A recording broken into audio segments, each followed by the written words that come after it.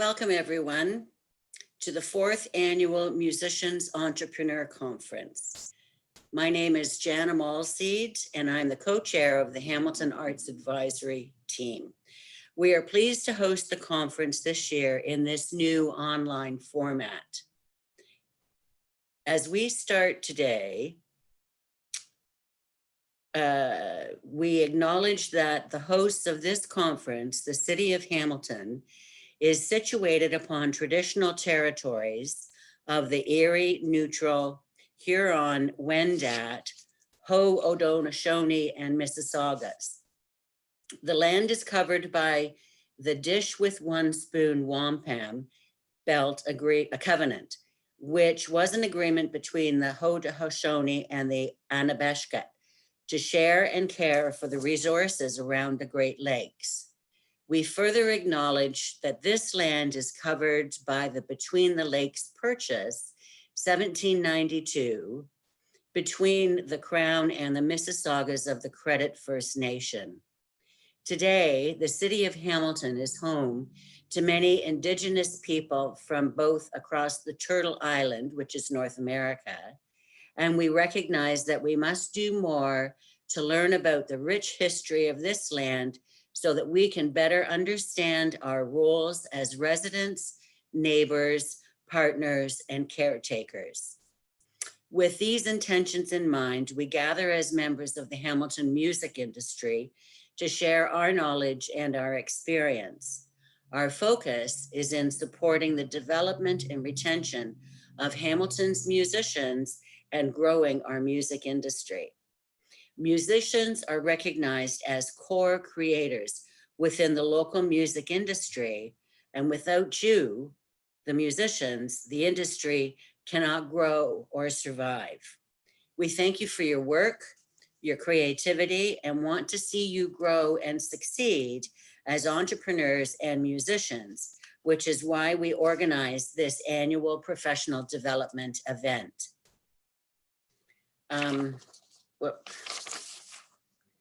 The annual conference is possible through the work of volunteers on the Hamilton Music Advisory Team and the Musician Subcommittee with the support of City of Hamilton staff.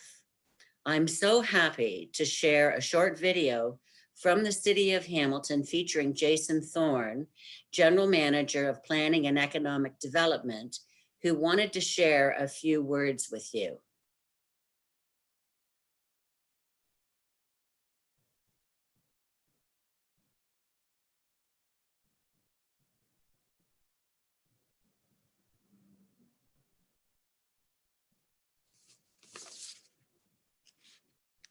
Welcome you to the 2020 Musician Entrepreneur Conference. To say this year has been tough for musicians and the music industry would be certainly an understatement. We know that as individuals, as musicians, as entrepreneurs, you're working tirelessly to keep music alive and to stay connected with your audiences and with each other. I know you haven't stopped creating music or finding ways to grow your businesses and your careers. And I really want to thank you for choosing Hamilton as a place you call home, and for adding to the creativity and vibrancy that's so appreciated by residents and visitors, especially now during this time. I want to thank a few musicians in particular for their help and time planning this conference.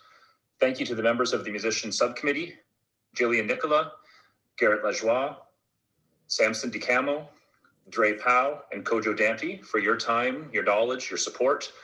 And I can't forget to mention as well and thank the Hamilton Music Advisory Team. This is a really dedicated group of volunteers who represent the music industry, who provide really invaluable advice to staff throughout the year on the implementation of our music strategy. In addition to working with the advisory team and organizing this conference, the city also offers musicians a number of other programs. We offer financial support through the City Enrichment Fund to nonprofit arts organizations and to individual musicians. And you'll be able to learn more about that and the grants that we offer in the Grants for Musicians discussion that's happening tomorrow at 2 o'clock. We present the annual arts program. We offered a free online mentorship course for artists and artist managers with Canada's Music Incubator. And we're always looking for new ways to support the music sector, especially now. That's why this summer, we converted the upper deck of our downtown parking garage into an outdoor music venue, which Supercrawl brought to life with their fantastic Skytop live concert series. And we're looking forward to hearing as well some of the ideas and recommendations that come out of the special music working group that was created as part of the Mayor's Task Force on post-COVID economic recovery. We should be seeing some of their thoughts and suggestions coming forward in the next few weeks. And of course, we offer programs like this conference. As a city, we're very proud to support local musicians through this conference as you build your entrepreneurial skills to enhance both the artistic and the business side of your career. So with the fantastic lineup of topics and speakers, I'm certain this week will be great. My sincere thanks again to all the panelists, participants, supporters for investing this time and your expertise in putting on this important event. So thank you very much and enjoy the conference.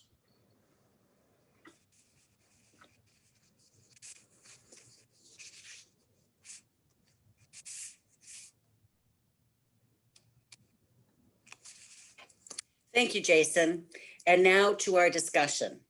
I'm happy and very pleased to introduce the moderator for today's topic, Lisa LaRocca.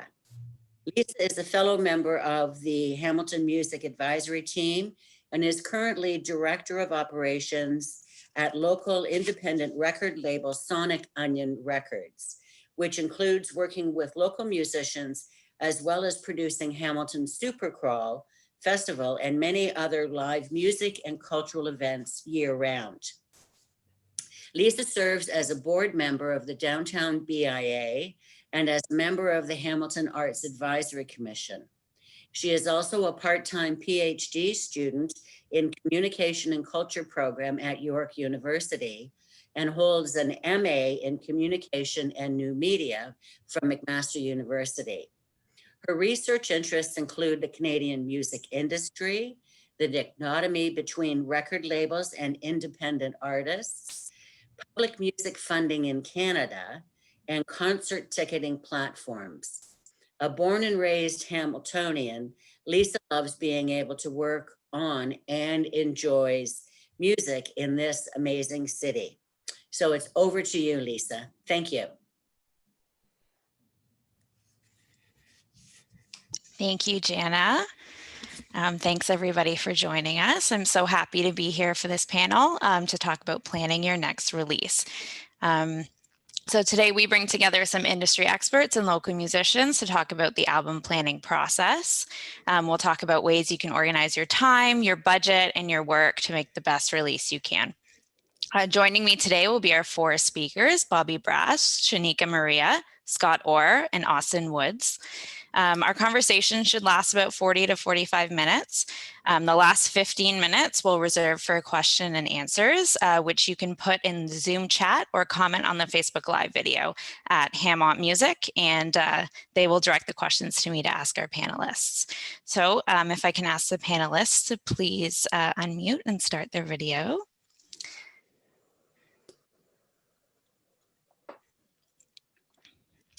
Hello, everybody. So Jana told you a little bit about me, so we'll hear a little bit about our speakers to start. So Bobby, can we start with you? Tell us a little bit about yourself and what you do. Sure. Thank you, Lisa. So my name is Bobby Brass, and I own a production company and management company called Kuya Productions, as well as a publishing company called Velvet Tree Music with Warner Chappell. I started my career as an artist in the 90s. We had an R&B group and we landed a couple of deals, but no one knew how to market us, being an all Filipino group, but loved our music. And that's kind of how we got into production and songwriting. And we were in New York at the time. My partner was doing a Broadway musical. So we did a lot of the 90s hip hop and R&B music in New York when it was just hitting the mainstream. And then from there went into pop music, and we produced in the States a lot of records for artists in the 90s like Nelly, Mase, Cuban Link, Remy Ma when she first started. And then later on into pop like Nicole Scherzinger, Jesse McCartney, Christina Aguilera, Alessia Cara. Simultaneously, we started to develop artists, being a passion of ours since we were artists also. And when we came back here to Canada, developed an artist named Jordan Croucher from Halifax that goes by JRDN, and won numerous awards with his project, and then discovered Alessia Cara, who's brought to us by our manager at the time. And we started a publishing company afterwards to invest and develop in new songwriters and artists who also like to write, and give them a platform to grow in a community environment, but then also have opportunity to upstream to a major label. And we also manage producers. So we have 2 producers right now that we manage, T and Adam. And that's about it. So I think, is that enough? Yeah, that's great, Bobby. Thank you. Okay. Shanika, can we go to you next? Okay. Hello, everyone. I'm Shanika Maria. I'm a singer, songwriter, musician, and producer. I've put out now 3 projects. My first 2 projects were more in the singer-songwriter realm. And I put out an EP in 2017 called Childish Games, and then a full-length album called Subtle Uncertainties in 2019.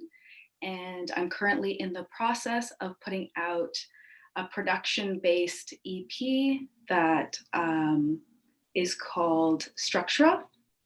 So yeah, that's me. Great, thank you. Austin, would you like to go next? Yeah, for sure. My name is Austin Woods. I'm a sound engineer and artist manager from Hamilton. I've pretty much been here my whole life. Right now I'm a student at McMaster. I'm studying psychology, which is kind of, I like to think it's in the same vein. So it's actually interesting to hear about your research. I'll definitely be looking into that after, Lisa.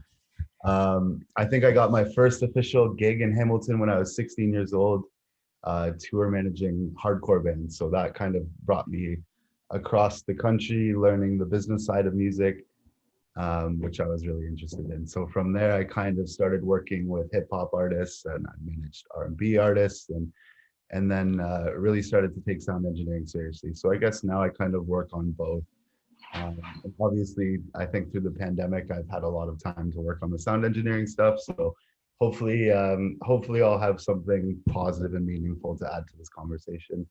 And that being said, I would also like to thank Samson for inviting me out, and obviously Ham on Music for having me out, and all of us to speak as well today. Great, thanks. And last but not least, Scott, can we go to you?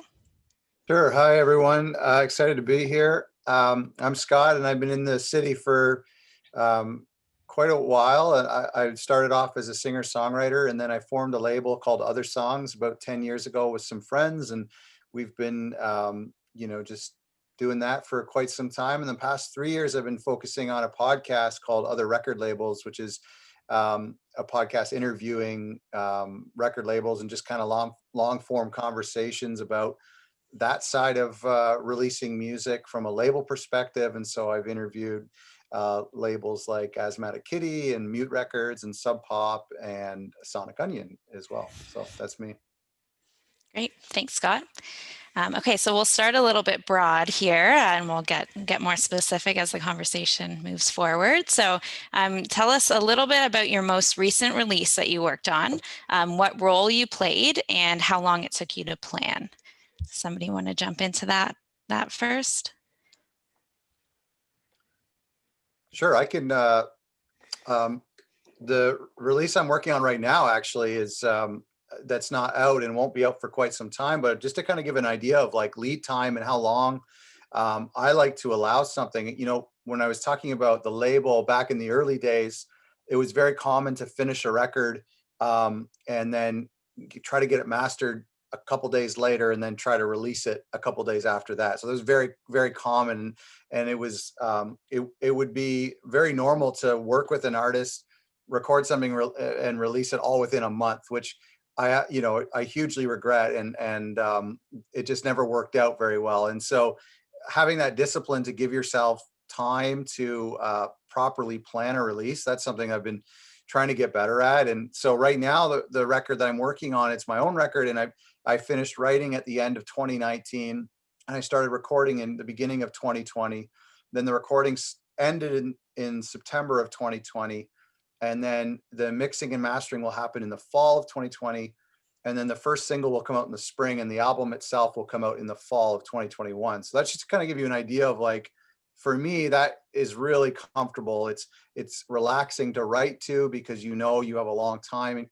It's relaxing to record, because if something doesn't go right, then you have time to make it right. And so, and it allows you to have the record finished, and then 8 months to 10 months to, you know, come up with ideas for video or for artwork or for merchandise. So that's my perspective of just trying to give yourself as much generous lead time as possible. Yeah. For me, I don't know what it is, but it's always been like 3 years in total for me, not the planning process, but a lot of the time on the onset, how we've worked with our artists is who a lot of them are also writers. We like to develop the vision of who they are and what the direction of their music, and then how that works with their brand and who they are, so that it actually connects once they start releasing music. And then, you know, with all the changes, you know, shifting to completely almost digitally at this point, it changed. Like before, like, you know, what Scott was saying, like you would, you know, finish an entire album and think about how to release that. But now it's like you want to release a song, or see how maybe some cover things that you're doing or socials, how the audience is reacting, and then use that information and then couple it with your engagement, and then see what you're going to do next. So I think for me, for some reason, it's always like a year and a half of, you know, planning, trying things out, and then releasing something meaningful, and then seeing what happens with that. And then it's kind of been like a moving kind of strategy from that point. That's been the challenge for us, coming from making traditional records, where it's like vinyl, CDs, to the climate it is now, you know.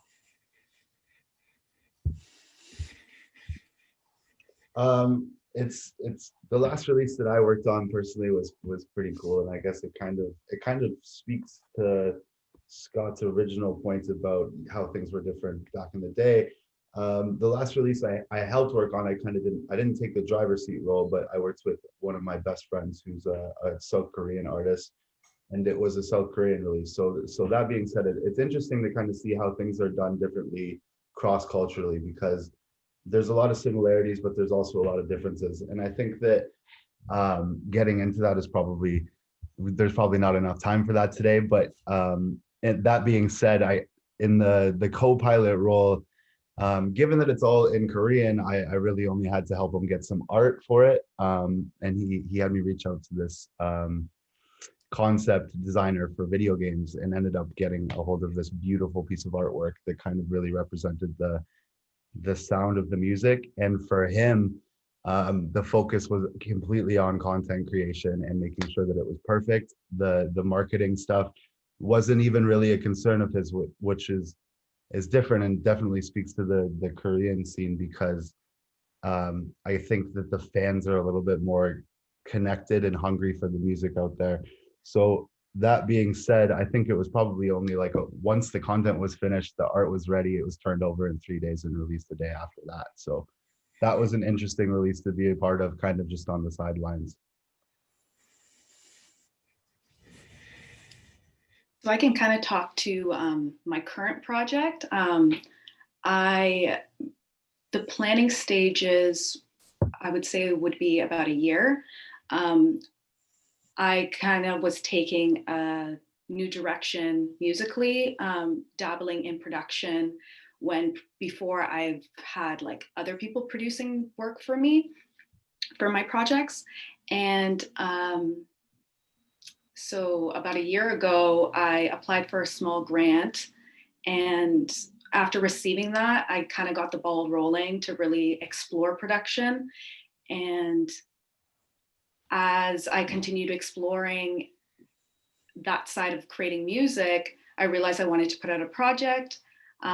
I planned that I wanted to do 5 tracks, and didn't really know exactly when I was going to release them, but based on just how everything was unfolding and like getting people to master the project, and like starting to realize that there is so much back end on in terms of like putting things out, promoting it, getting press, even the distribution, and the marketing and all of the promo materials.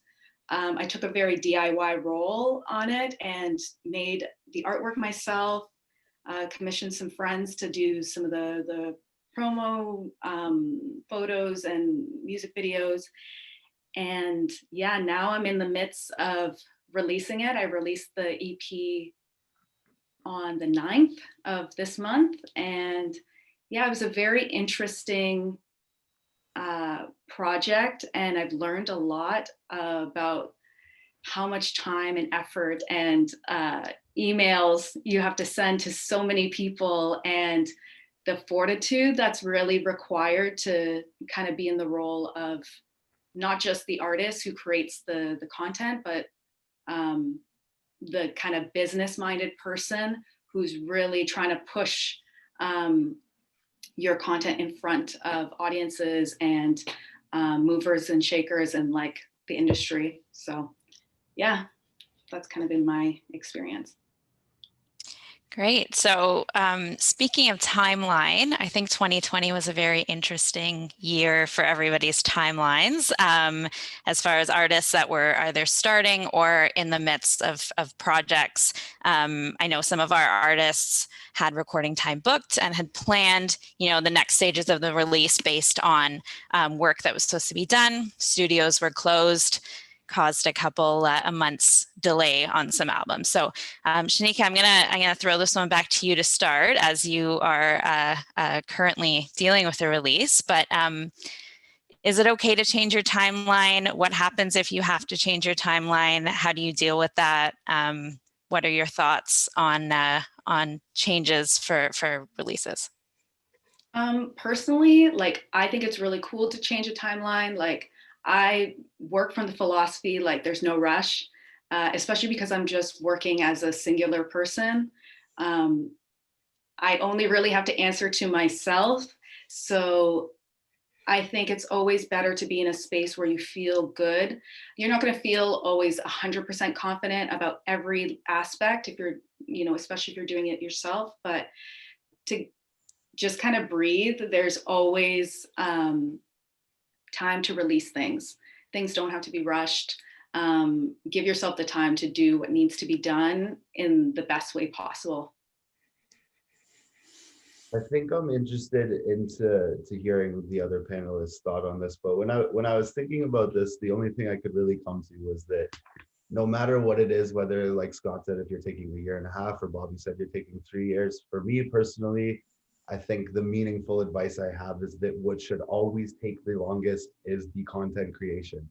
If you're trying to do music professionally and your music does not sound better than your competitions or whatever it is, you're just literally putting the cart before the horse. So that being said, until your music is completely finished, until you have your masters in your hand, obviously you can create a rough timeline. However, you don't even want to be worried about your marketing and your PR and your stuff like that. And then if you're spending more time on that than the actual creation of the content, obviously I think you're losing a part of yourself and the artistic side that goes into the business that we do. So at the end of the day, I think it should always be the creation and the mastering of your music that takes the longest, and that ends up making it so you can output the most meaningful content. Yeah, I'm like I have like two heads. I have like my artist head and my business head, and sometimes they conflict. But I do a lot of.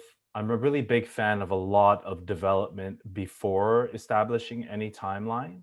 A lot of just writing and building community, writing with other people, writing on their projects, so they're familiar with your stuff when you release it. But then when there's an actual like timeline, some kind of timeline set up, it's like I almost have two.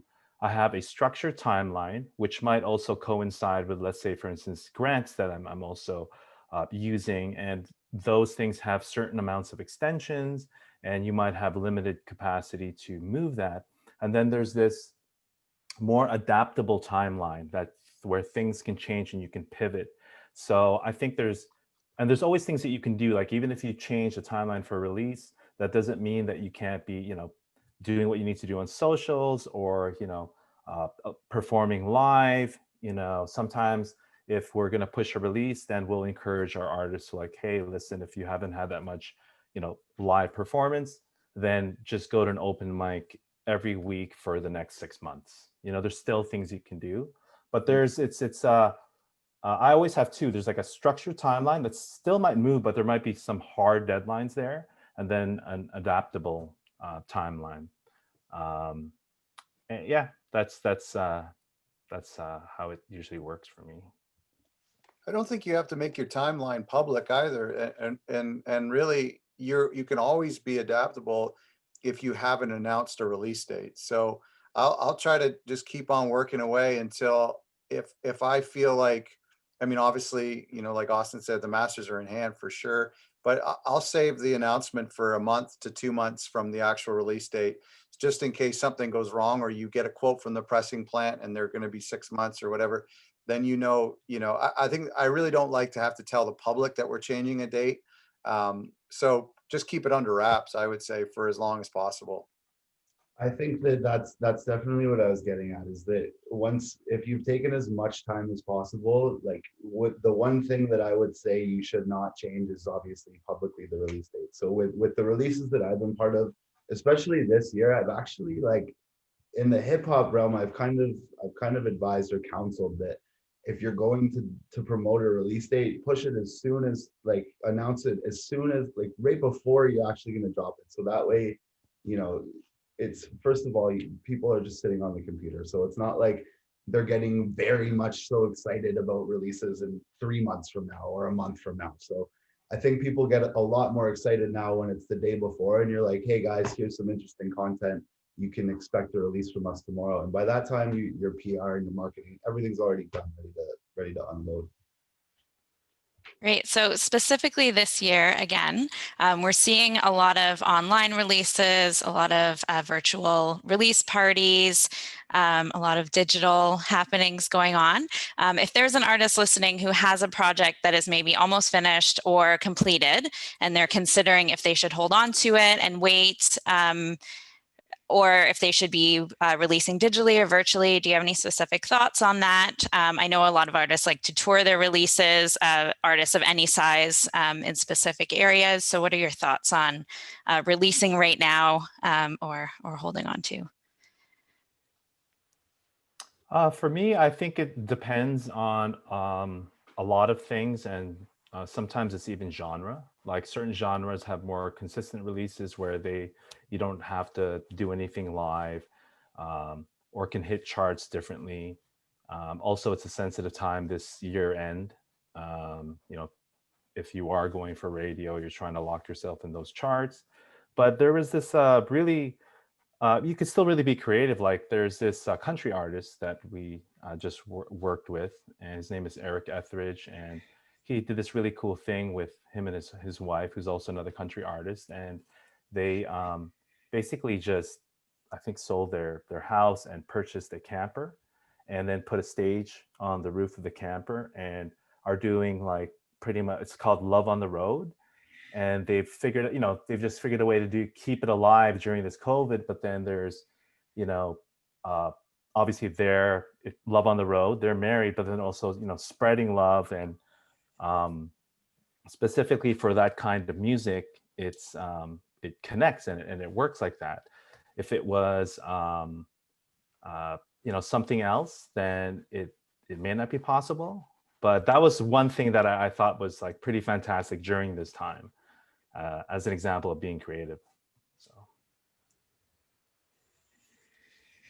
I think, like, the participant had just said, like, first of all, I don't think there's much point in holding on to music, like, especially if it's mastered and it's ready to rock and roll.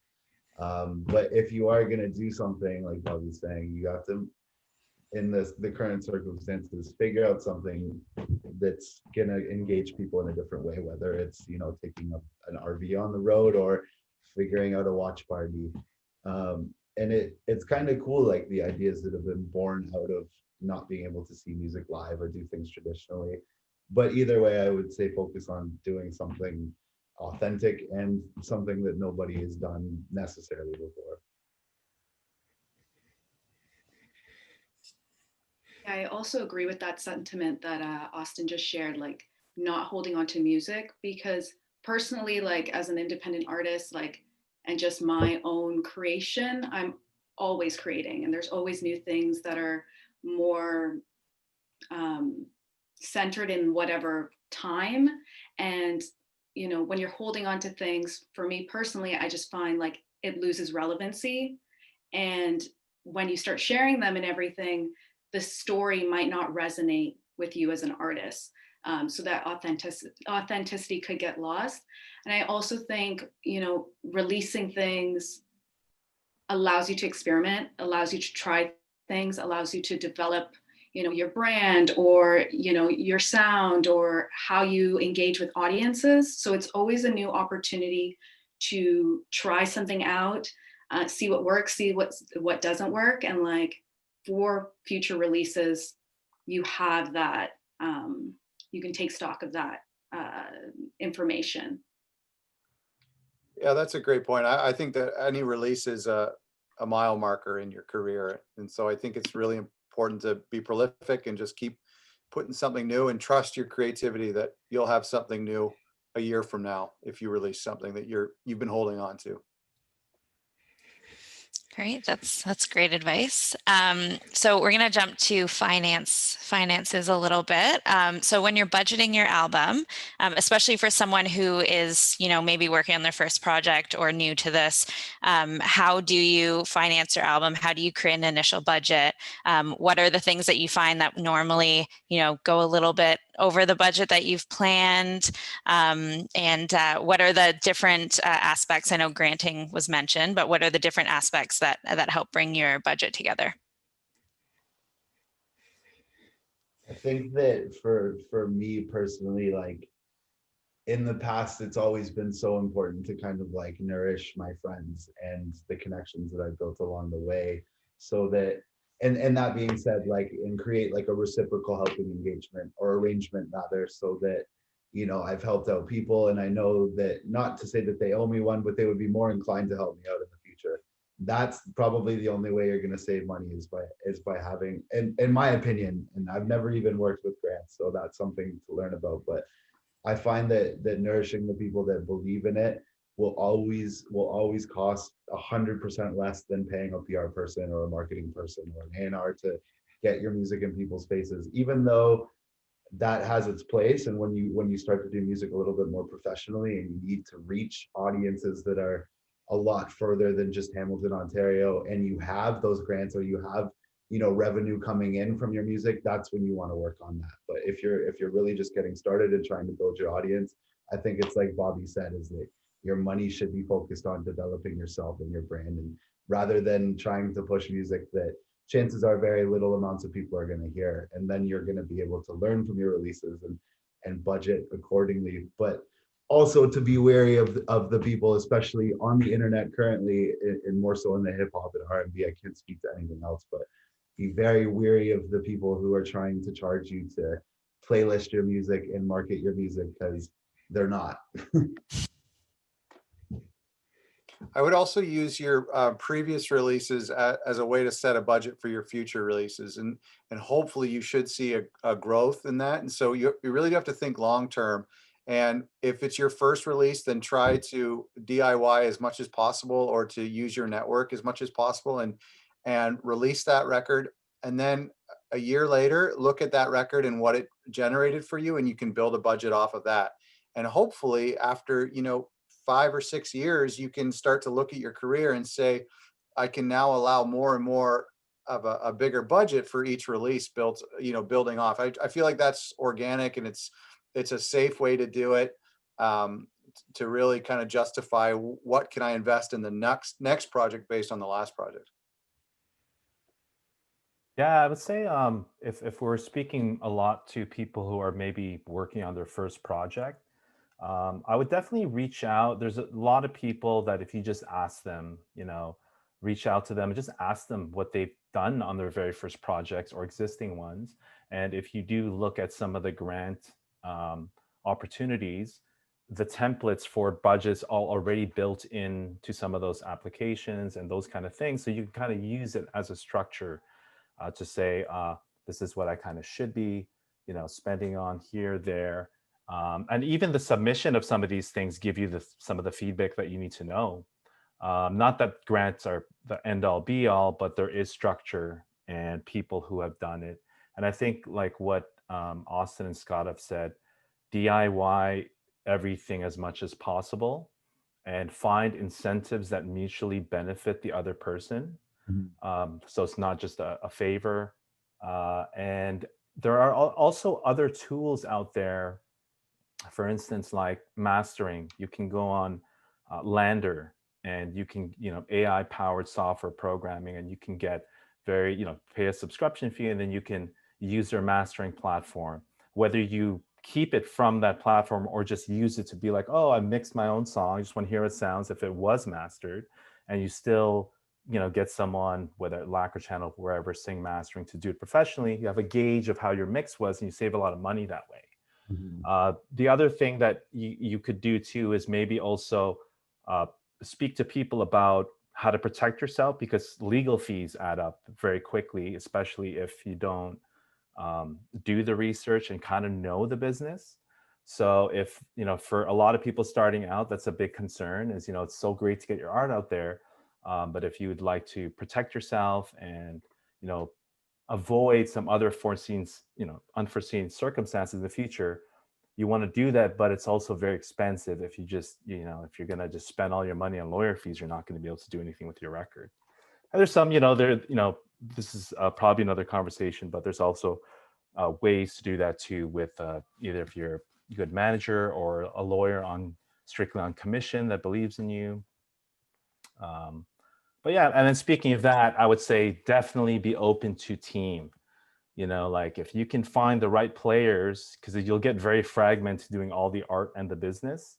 So I'm a big believer in collaboration, maybe expanding your team so that you can, treat yourself like a company, and you'll be on the right, path forward.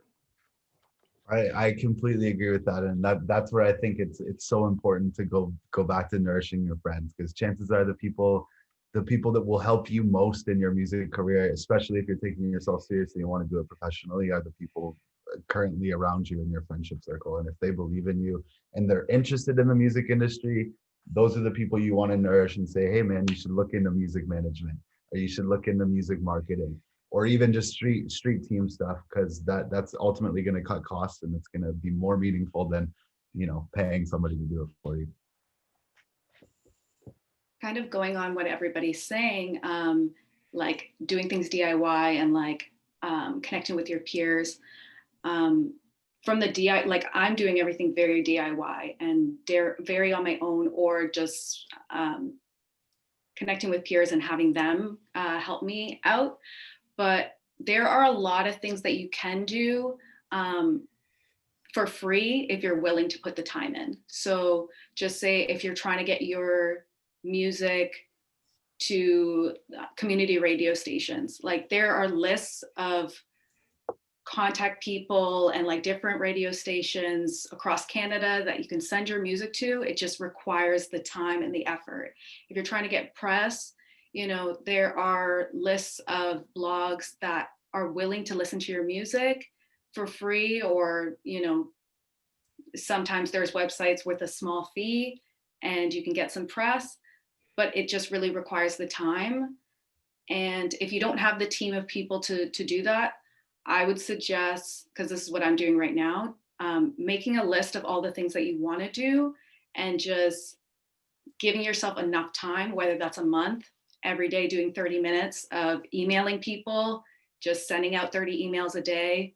And hopefully, as you keep doing that, you'll reach the people who would be willing to share your music with the budget that you have. Great. Okay, so we have quite a few questions coming in. So I'm going to ask one more question, and then we'll go to the questions from the people watching. So the last question I have, what is your biggest lesson learned from the last release that you worked on, and something that you would want people to know that are working on their release right now?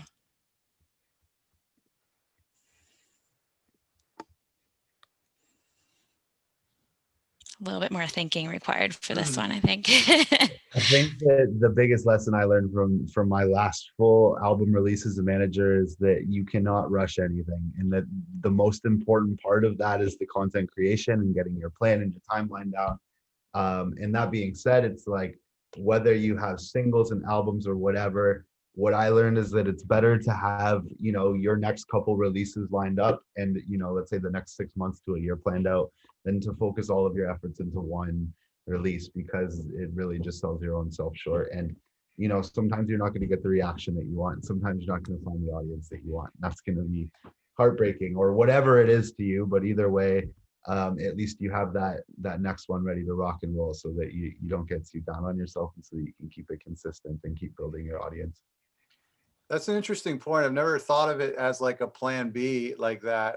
But that is something I learned on my last release, was that to even withhold tracks from a record, to use later on in the post-release strategy, to release B-sides to remind people that a record came out a couple months ago, or to record an acoustic version of a record you just released, as a way to bring attention. And so, I mean, in a way, it's like a plan B. It's like if your release was kind of ignored, or if it was released during a pandemic, then you have ways of reminding people that existed. So that's something I kind of stumbled upon by, you know, what Austin's talking about, creating content, but not releasing it all on release day.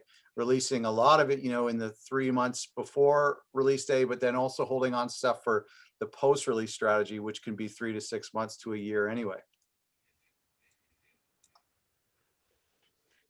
I think with one of the last releases, I actually maybe even had the opposite of what I'd normally do with planning, and maybe even just overthought a release, and maybe even possibly have missed the window where it might have hit the most, just by analyzing too much data.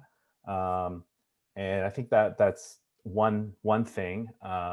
So sometimes, you know, if you got, you know, you do all the research, this and that, and then you just feel good about it too, and you've kind of done your due diligence, you can kind of like sometimes, well, I don't want to generalize this for everyone, but I can overthink it and keep pushing it to plan even more perfect steps between that and when it's going to come out.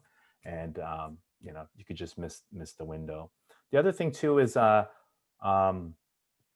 like that one other area of that was really, really good was also focusing on just music supervisors on TV shows, because they really, really do look for new artists to break, that they really want to be a part of breaking a new artist. And if you have your stuff released on, you know, YouTube or whatever, but actually, you know, you could just go and watch your favorite TV show, and the name of the music supervisors after that, and they're very accessible, and they're always listening to music. That really drove a lot of traffic to, you know, the digital streams, just by being on a TV show. And well, not just that, it's not that easy, but for specific genres, it's pretty, you know, very sought after. So anyhow, that's just a side note.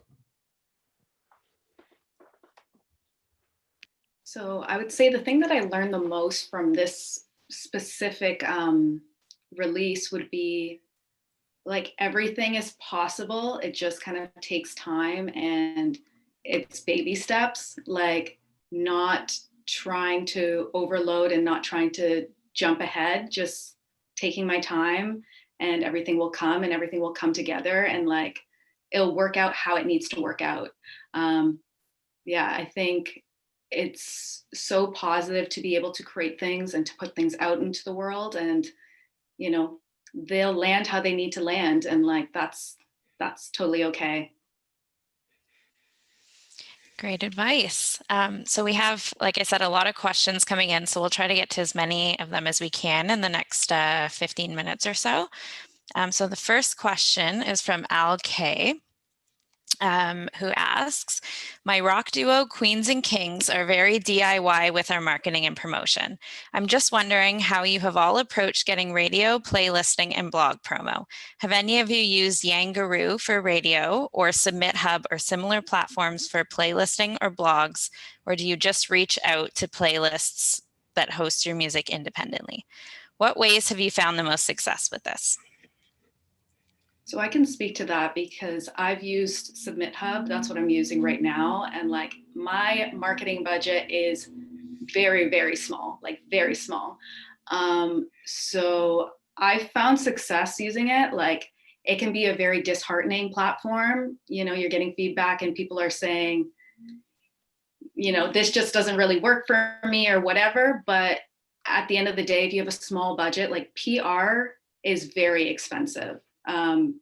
In like connecting with a PR agency or whatever, like it's very expensive.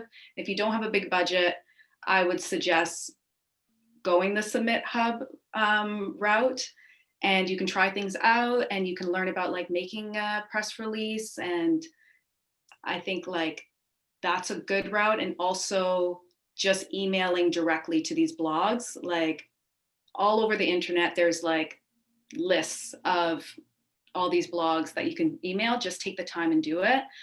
Same with college radio stations and community radio stations. If you have like, especially if you're in a band and like you can separate out the work, the more people emailing and just kind of working through these lists, the better.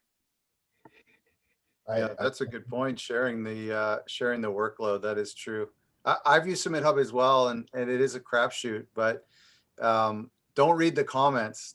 There's no good coming from that, especially if your music's done. I just don't read them, and just ignore it if you get declined. But try to be, you know, really specific with the blogs that you contact. There's and same with emailing, but using Submit Hub, there's no value in just throwing tons of things against the wall and hoping something sticks. Be really specific and listen to the playlist, read the blog, make sure your music's a good fit before you waste your time and their time.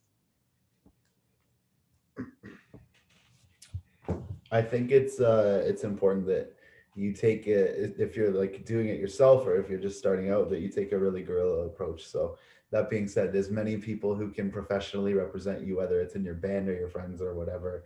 That's what you need. To speak to what Scott said, the most important part is that what I think a lot of new artists or newer professional artists don't understand is that their music isn't in demand. So when you're speaking to these playlists, like, it's so important that you make a meaningful connection and that you are not just throwing your music at them. And sometimes that starts by not even pitching your music at them. Like sometimes, like I said, that's putting the cart before the horse.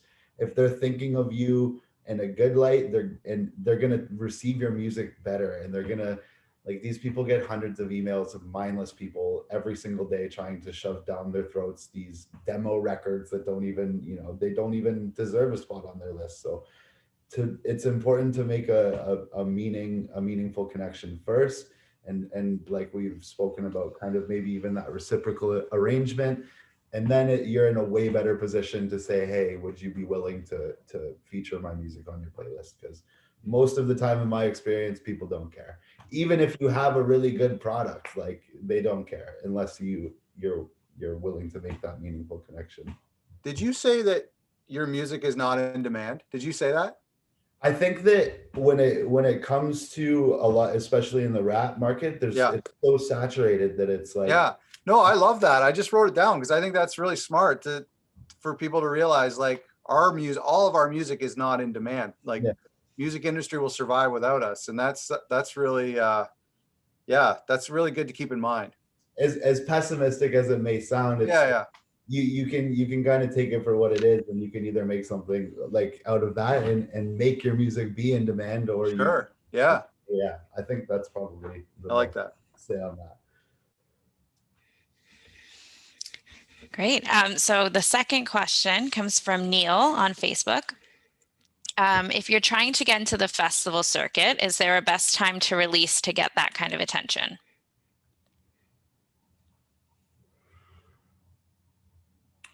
Festival circuit, like that's kind of a broad one because I know that people who participate in the EDM and dance or electronic music genres, that festival circuit would be a lot different from like, let's say Warped Tour and the summer festivals.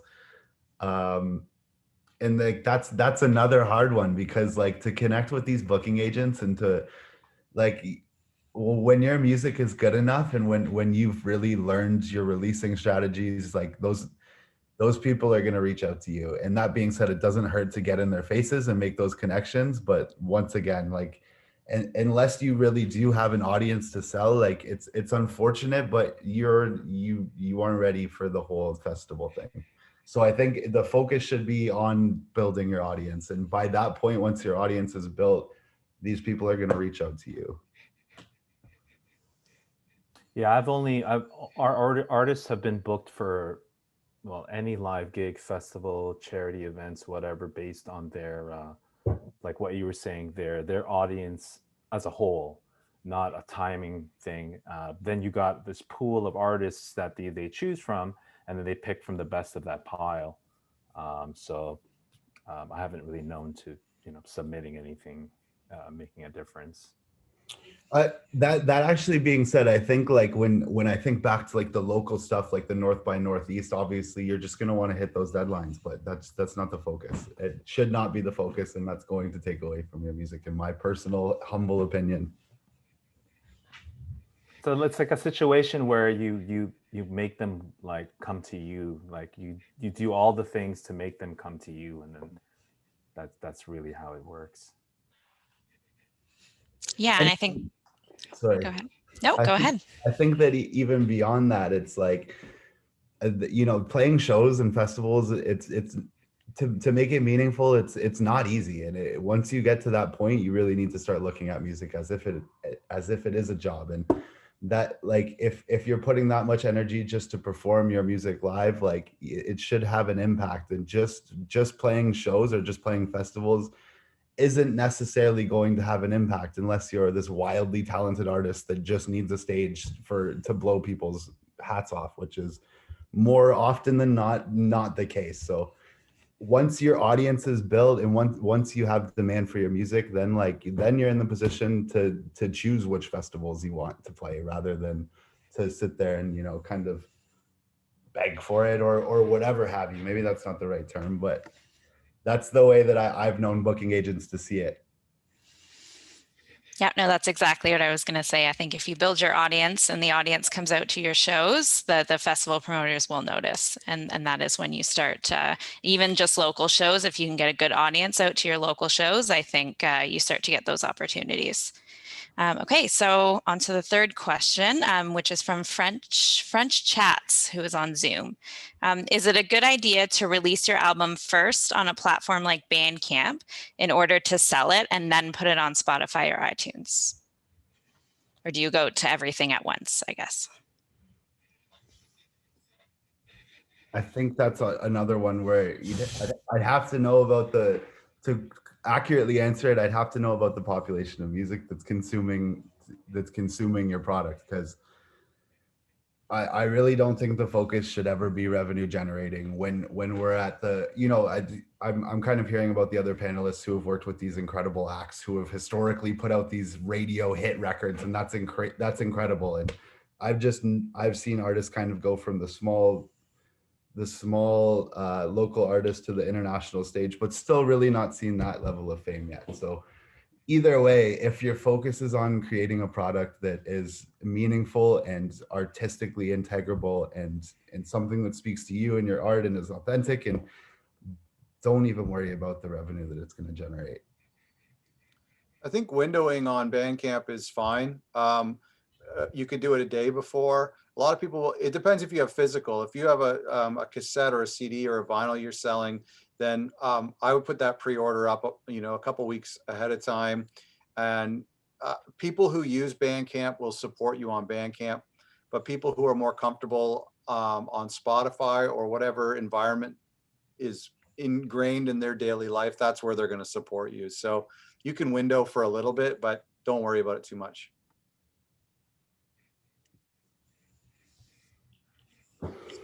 I think I've seen that too, though, with it, like it just in my own realm with the hip hop and the R&B, which is what I've been on recently. It's not so much physical. And with that said, like I've seen artists that are on the kind of bigger scale play around with, you know, releasing things exclusively on one platform, purely for sale. And that obviously works for them, but that's at a, I feel like that's at a scale where, you know, you, like Scott's saying, you are producing physical copies and you are paying for distribution of that and promotion of that. And I think by that time it's well learned in your own personal experience what will work best for you. Yeah, I haven't personally had too much experience with Bandcamp, and for all of our independent releases most recently, we've just kind of blasted it all at the same time to every single outlet possible. And then for some of the other ones, it was, you know, it was through a major that, you know, did whatever they needed to do. But from the ground up, I don't have the experience with that, but we've just hit everyone at the same time, like all outlets at the same time. Great. So I have a fourth question from Thomas on Zoom. I'm going to ask Shanika this one to start. As being an artist, do you have a mentor? And where would an artist go to find a mentor to help them develop their skills? That's a good question. Yeah, I feel like I have a lot of like pseudo mentors, like not like very specific mentors. And I find I've connected a lot with people who have more experience either through social media. You know, you reach out to somebody, see that they're doing something that you really are into. Like even with production, I've reached out to some people and I'm like, hey, I really like what you're doing. Like, this is really cool. I'm trying to get into this. Like, would you be down to, you know, this is before the pandemic, like meeting with me for coffee and we can just kind of like talk out some stuff. Would you be willing to kind of like show me how to use Logic or Ableton or any of that sort of stuff? And like most of the time people are down to do that. So I would say like reach out to people who are like, you know, a friend of a friend or like who are in your community. And now that like a lot of people are using Zoom, you could do a Zoom meeting. I've also connected with mentors, just like going to community-based arts centers. And like, I'm in Toronto, so I've like gone to places like Sketch and like Nia Center, and like there's different spaces and different people who are like offering mentorship. And yeah, just try to soak in as much information. I don't think you always need to have like a specific like mentor-mentee role. That's great. But also just taking in a lot of information from a lot of different people and then sitting with yourself and like funneling that information and how that's relevant for you, or just having a couple questions, ask that person and then go back and like, what do you need from that? I think is a really, the best way to move forward and to just have some guidance. Yeah, sorry. I was just gonna say, for me, internship at the beginning was always my way of getting mentors, like providing some kind of value to assist somebody. And the other thing now is I always tell people, if you know, don't formally ask for the mentorship, just start picking their brain. And if you can you know, contribute some kind of value, great. But a lot of people just will want to share information, and there's also a lot out there. A lot of people sometimes look for mentorship, but that's just a way to acquire more knowledge when you can actually just do the things that you already know, the fundamentals. So, you know, that's my take. I don't know if this is unique, but I guess it's relevant to share. But when I wanted to start engineering music, I was in high school, and at that point it's not like it's prehistoric. It was probably 10 years ago or whatnot, but there was a lot less support online for like how to learn programs. There was a lot less, let's say, tutorial videos and stuff like that. So what I had done is I wrote out a record of my own, and I had paid somebody that I got connected with, who I looked up to as a sound engineer, to record it. And I watched him throughout the entire process and picked his, like Bobby was saying, picked his brain. And even then, like, what I learned from that is most people who provide music services, when you're serious and you can show them that you're hungry for it, they will be willing to help you. And that guy kind of took me under his wing and really showed me most of the things that I know, and still someone who, when I have a mixing problem or a mastering problem, I can call him to this day. And that's it. But another part to that is that if you're trying to make those connections, you have to offer something to the person, whether it's an internship or not. You have to be willing to help them as much, because chances are if they're a mentor, they can probably help you more than you can help them. So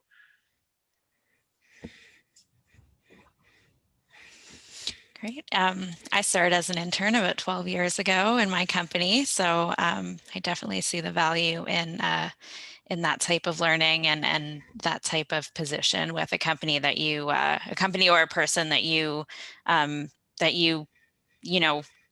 believe in what they do and like what they do. And it's good to research first who you're approaching, and I think finding an alignment for yourself with them. Okay, so we're almost done here.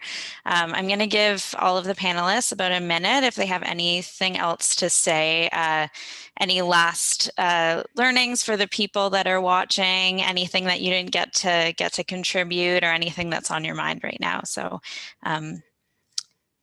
should we start with, we'll start with Scott. Thanks so much for having me. It's fun to chat with all you guys. And the people who are watching, if you have on our website, otherrecordlabels.com, there is a bunch of resources that you can download there to help you with your releases as well. And I have found, when it comes to getting information, I've found that, searching on YouTube or on podcasts for independent musicians, there's so much community out there and so much great information. So make sure you grab all that. For me, well, thank you so much for having me on this panel. It's a lot of fun sharing with you all. And for me, I just always encourage people that are getting to this industry. It's very competitive, that you really, really do it for the right reasons, and you've got a real clear why, because it's just not sustainable. This is, something that you're going to want to do. It's got to be your passion. You've got to be completely delusional, almost like you just have to want it so badly. And yeah, just be sure as to why is it that you want to get into this and release music. That's the biggest thing for me. I love that you just said that, because that's probably that's very insightful, because it's what, if you're trying to do music professionally in a market that's that saturated, it is very much so delusional. So if you're unwilling to work your hands to the bone to see through that your vision becomes what you want it to become, don't waste your time or money, because it's cutthroat, and around every single left and right turn, there's people there that are going to try and take advantage of you and take your money. So when like Bobby was saying, that you're doing it for the right reason and you're willing to work your hands to the bone, then that's really what I've seen to be the only thing that works in the music industry. So I just want to say that I'm really thankful to be here. It was very nice chatting with all the panelists, and Lisa, thanks for moderating this. This was wonderful. To any artists out there, I would definitely say just, keep going with it. Like, there's so many ups and downs, and your career as a musician or an artist or creator or whatever is long. And it's, the road requires you to just keep going, take it one step at a time, and keep putting out your art. The world needs it. Great. So I want to thank all the speakers for taking part today. I want to thank the audience for listening and interacting over questions. There is some information about the speakers in the chat. Everyone's social handles and websites have been put in there if you want to take a look. There are more conference panels for the rest of the week, so you can sign up for them on the hamilton.ca/musician conference website. And you can also watch the conversations live on Facebook. And yeah, thank you again, everybody. Thank you. Thank you. Thanks, guys. I'd like to say that through the information there too, feel free if anyone wants to reach out about mixing and mastering questions. I'd be happy to assist them. It's great. Thanks.